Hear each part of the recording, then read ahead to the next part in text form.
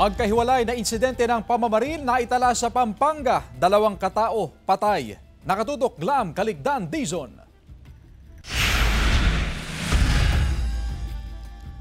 Patay na nang matagpuan ng mga pulis ang isang lalaki sa Barangay San Pedro, Florida Blanca, Pampanga.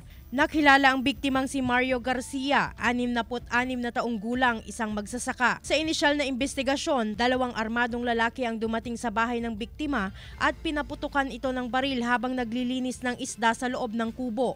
Agad na humarurot paalis sakay ng motorsiklo ang 2 sospek. According po dun sa mga kamag-anak niya, wala naman po siyang kagalit. But however, meron lang po siyang mga nakakasagutan kasi po pag nagbibilad siya ng palay, walang makadaan sa kalsada. And merong ilang mga dumadaan doon na parang pinapagalitan niya.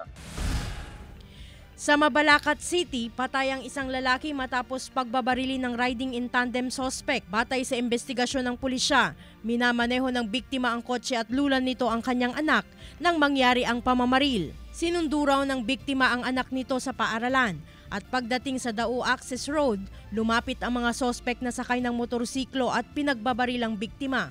Based po doon sa statement po ng anak, yung unang baril niya is hindi pumutok, hindi lang po nag-start agad yung kotse, and then nakatakbo po itong anak. Sa pangalawa po yun, doon po pumutok at tinamaan po. Isang bala lang po yun, tinamaan po yung tatay niya. But ang kagandahan naman po ito, na-identify po nung bata, yung bumaril. Patuloy ang investigasyon ng pulisya sa magkahiwalay na insidente ng pamamaril sa lalawigan. Glam Calicdan Dizon, 1 North Central Luzon.